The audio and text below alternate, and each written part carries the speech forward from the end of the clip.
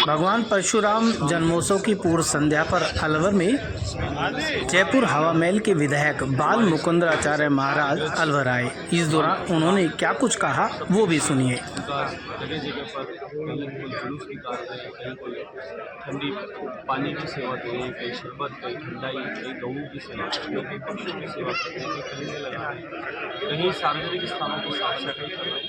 इसको सेवा सप्ताह के रूप में मना रहे हैं, परशुराम जन्मोत्सव के रूप में मना रहे हैं और उनके हमारे ऋषियों के दिए उपदेशों को, उनके लिखे हुए ग्रंथों को उनको अध्ययन कराने के लिए ज़्यादा से ज़्यादा विचार प्रसार करते हैं, क्योंकि ब्राह्मण समाज ऋषि परंपरा सर्व समाज के लिए होती है और सर्व समाज का हित करने का काम ब्राह्मण समाज का जिम्मा होता है। इस काम को ब्राह्मण समाज सही है सर्व समाज के उत्थान के लिए सब मिलकर कर रहा काम करें। जब महाराज जी लगातार जनसंख्या को लेकर बात करते हैं, सरकार जनसंख्या को लगाम लगाने की बात करें, आप करें कि नगरों को दिक्कत होगी। एक वर्ग पर सिर्फ खाली लागू है और एक वर्ग सिर्फ किसी काम में नहीं ला रहा है, तो कानून लाए तो फिर सबके लिए बराबर होना चाहिए। तो मांग करते हैं ना, अच्छा है कानून बने सबके लिए बराबर। एक वर्ग को छूट है, हम नहीं कह रहे कि बहुत बड़ा हो, लेकिन कम से कम ये नई पीढ़ी में आजकल ये विचारधारा बन गई है कि हम दो हमारा एक। और बहुत सारी पीढ़ी नई पीढ़ी को बहुत सारे ऐसे बच्चे मिलते हैं जो चाहते ही नहीं संतान हो, तो ये तो ठीक नहीं है ना। परंपरा कैसे चलेगी और देश की वृद्धि कैसे चलेगी।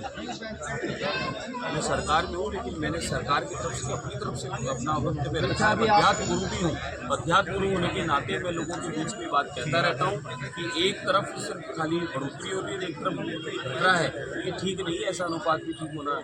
और फिर नई पीढ़ी के स्वभाव में ये क्यों ऐसा आता जा रहा है कि संतान नहीं करनी कि नहीं करनी है।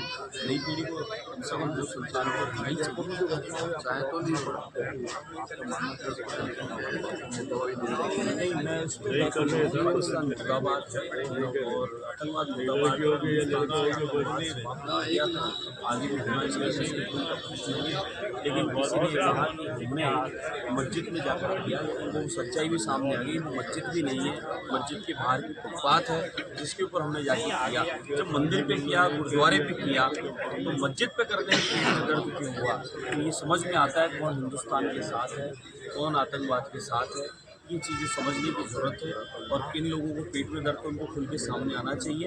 ऐसे समय में तो सबको साथ खड़े होना चाहिए और हिंदुस्तान में ही संपन्नता समृद्धि व्याप्त है। बाकी और देशों की हालत देखें कि वह कटोरा है, खाने के लाले पड़े हैं और क्या आज उनकी दुर्दशा हो गई है। एकमात्र हिंदुस्तान है, हिंदुस्तान के प्रधानमंत्री नरेंद्र मोदी जी हैं जिन्होंने बिना किसी भेदभाव के सर्व समाज के उत्थान का काम किया है। आज क्या आयुष्मान योजना का लाभ सबको नहीं मिल रहा, क्या प्रधानमंत्री आवास योजना का लाभ नहीं मिल रहा, क्या अनगिनत योजनाओं का, गरीब कल्याणकारी योजनाओं का, राशन से लेकर लाड़ो सुकन्या, बच्चों से संबंधित, बड़े से संबंधित, किसानों से संबंधित किसी योजना का लाभ नहीं मिल रहा। जो हिंदुस्तान के हिमाचल में परेशान सभी हुए बच्चे वहाँ हो गए, उनका पासपोर्ट इंडिया का उसको क्या कहेंगे। देखिए वो सब जाँच का दायरा है, जाँच करके और सोच विचार करके आदान प्रदान हो रहा है। यही तो थोड़ा सा चिंता का विषय हुआ कि जब इतना चाक चौबंद था तो आतंकवादी अंदर निकल आया कैसे, अगर यहाँ आया और यहाँ पन पाए तो कैसे। इसलिए इस बार थोड़ा सा स्टिकनेस जरूरी है, देश की सुरक्षा का मामला है। ऐसे थोड़ा ना बार बार गेट खोल देंगे। ठीक है, वहाँ अमन चैन शांति आ गई थी, कश्मीर में बहुत अच्छा सब कुछ चल रहा था, व्यापार पर्यटन भी अच्छा था, लेकिन आतंकवादी घटना से बड़ा मन व्यथित और दुखी हुआ है सभी का। और जिनकी जिम्मेदारी अधिक बनती है वो लोग अगर सुरक्षा को देखते हुए कहीं कुछ जांच को कड़क कर दिया है तो उसे बुरा नहीं मानना चाहिए। बदला क्या है। मुझे विश्वास है आदरणीय प्रधानमंत्री नरेंद्र मोदी जी और अमित शाह पर जिस प्रकार से पहले जो सैनिकों पर हमला हुआ उसका आप सब हमने देखा, सर्जिकल स्ट्राइक हुई, हमला लिया गया।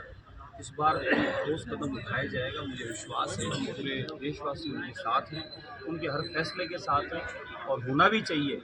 ये देश हित के लिए है।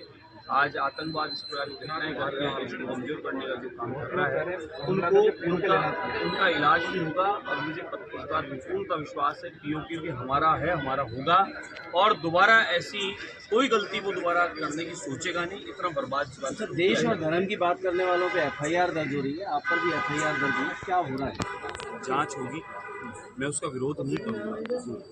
किसी का अधिकार है, किसी को शिकायत है वो कर सकता है। संविधान ने अधिकार दिया, हम लोग संविधान को मानने वाले लोग हैं। हम सिर्फ संविधान की पुस्तक लेकर घुमाने वाले लोग नहीं हैं, हम संविधान को मानने वाले लोग हैं। तो हम लोग संविधान के आधार पर अगर उसकी FIR किसी ने कराई है, उसको कोई लगा ऐसा, तो जांच होगी, जांच में सामने होगा। धीरे धीरे मीडिया उस बात को स्वयं ही बता रही है कि वो मस्जिद की स्थान नहीं है, मस्जिद तो उससे बहुत ऊपर और दूर है।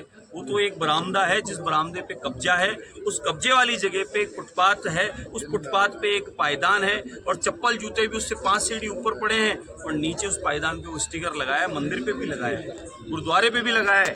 और पाकिस्तान मुर्दाबाद, आतंकवाद मुर्दाबाद, इसको कहने से किसके पेट में दर्द है, मैं तो चाहता हूँ वो सामने आवे और वो बतावे कि हमें तकलीफ है इस बात की। इस देश में रहकर पाकिस्तान से प्रेम किसको हो सकता है, वो जरा सामने आए।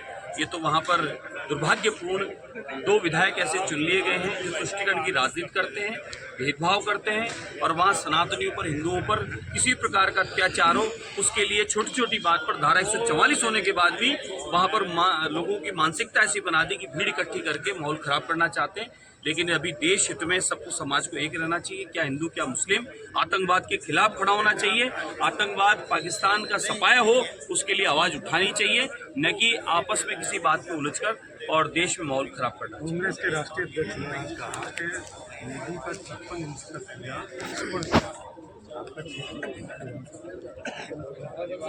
देखिए, ये वो लोग हैं जो आतंकवादियों को छुड़ाने के लिए, आप मीडिया वाले खुद गवाह इस बात को, ऐसा नहीं मैं मेरी तरफ से कह रहा हूँ। जिस समय आतंकवादी दुर्घटना यहाँ घटी थी, उनको बचाने के लिए वकील किसने खड़े किए थे, ये मेरा सवाल है। वकील किसने खड़ा किया था और वकील कौन और किसके थे? कांग्रेस के वकील थे,